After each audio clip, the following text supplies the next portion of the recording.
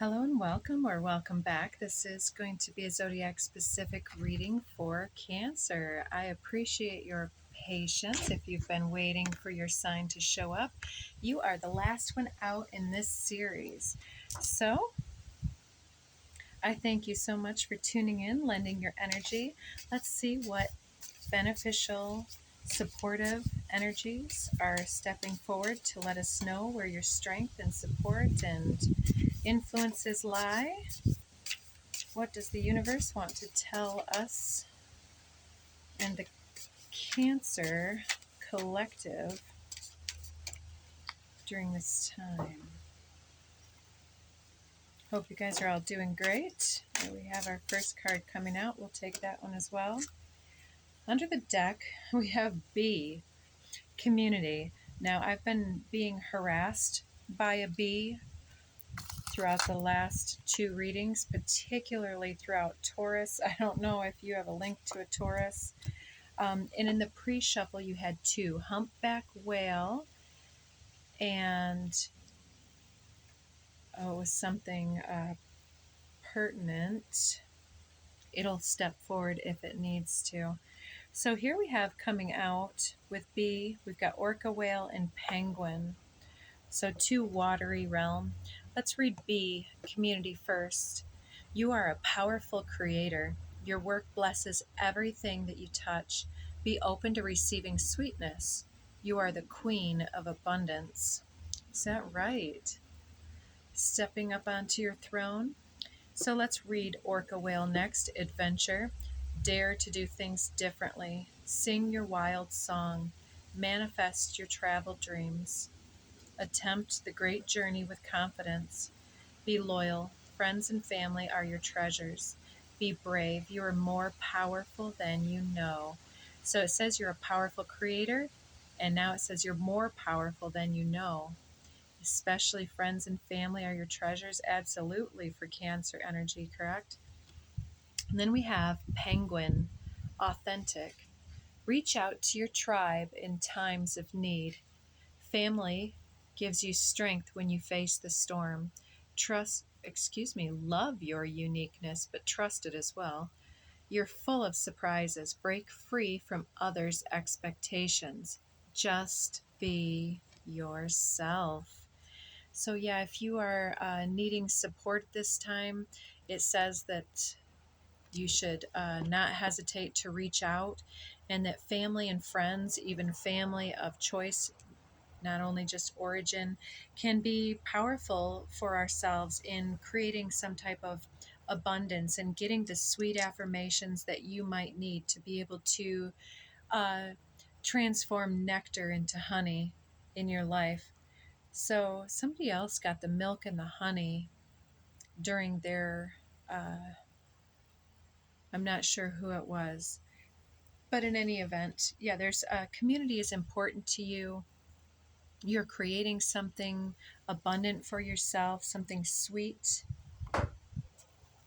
So I don't know if you also enjoy cooking, baking, gathering with community, possibly a community center, cooking class. Anyways, for some of you. So Orca Whale says that you're needing to have some adventure and wanting to manifest a dream, a travel dream.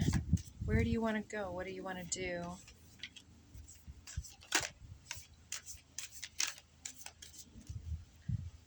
Full of surprises. So under the deck over here, one of these affirming decks that I like to use with quirky little comments, it says change is always good. And it says actually the only effective way of changing another person is by changing yourself. Works every time, guaranteed. Though I'm kind of partial to the way you are right now. Tally-ho, the universe. And under this, there's something to the effect of if you've ever been loved by somebody incredible, awesome, and unique, chances are very astronomical that you will again reach that level. So maybe you're wanting to just simply get out, back out into the community to have some more day-to-day adventures, your daily travels, And, for many of you, you'll want to go on some big, wild adventures. But, sometimes we have to recognize that life is short, and if we're getting into a rut, then sometimes it can be as simple as getting out of the house and taking in other people's energy, because that's very creatively inspiring here. And trying to just be yourself here. Some people have an easier time with that than others, but it looks like in times of difficulty that your community is really going to be to bolster your ability to face this change in a positive manner, because it looks like there's some type of possibly resistance to the change here. And it also says your work blesses everything you touch. So, yeah, maybe you have a very creative flair, and and you're needing to get back into your artistry in some way. And with the bee creating the community here with the flower, it may be something to do with some level of gardening, or um, something to do with your kids, maybe, or your pets, or your spouse, or your friends, colleagues, and so on. Um, yes, let me keep going here. So the first card out for you is Moon, your ruler. That's a strong, powerful lead here. Underneath, we've got progressions and journey. I wonder where your progressed moon would be at, or your progressed sun. So you can look into that on your own. I don't really have enough time to give all the nuance that could be potential, but to say in simple form, it's like every year of our life, the sun and the moon continue to move. And so from the time where we're born compared to where those placements are now, you can use a progressed chart to kind of evolve the chart into a reflection of the journey in some type of a way. And it can kind of show where we've been, where we're going in that way. Something is creating progress, especially in the community. I get for some of you that it's time for you to have more confidence in your magic and mojo, and to try to just be yourself. And maybe you're a storyteller or something, and you can tell a good story about the adventures that you go on and make something quite simple seem a little bit more fantastic, or sharing stories with friends, loved ones, or about times where they were together. Here comes that bee again. I hope he stays away. All right, queen. There's a queen bee in our lives, looking to be acknowledged and not ignored. So if that becomes a distraction, I'm going to pause the video. I don't want to kill my friend, but I also don't want to get stung. So yeah, it's following me. One more. So I don't know if you have some connection to Taurus, but the Taurus reading was just the same type of a way. It's like, drawn like bees to honey, the nectar. Uh, you're being compelled by something. It could be a speech within your community space, one that you're giving or one that somebody else is giving, that shifts your perceptions your about something about your value and the way that you're showing up.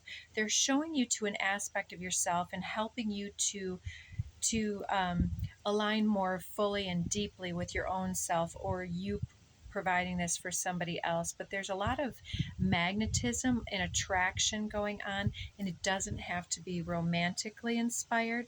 But I think that somebody has a very empowering belief structure that's coming in and helping you to feel good in your own skin, to feel good about yourself again. And yeah, let's get you a couple more cards from this deck. We'll go with those. Now on the bottom we have debilitated in discomfort. Something's been uncomfortable and has maybe taken you down a few notches from your regularly scheduled programming, whatever that's supposed to mean. So yeah, something has come in and altered your natural state. Something's taken you down. Um, so there's a need to rebuild yourself and get back into things that used to bring you joy, a way to find the nectar of your community and your environment, and to inspire yourself with healthy outlets. Yes, okay. So coming in, ooh, these two came out together in someone's reading.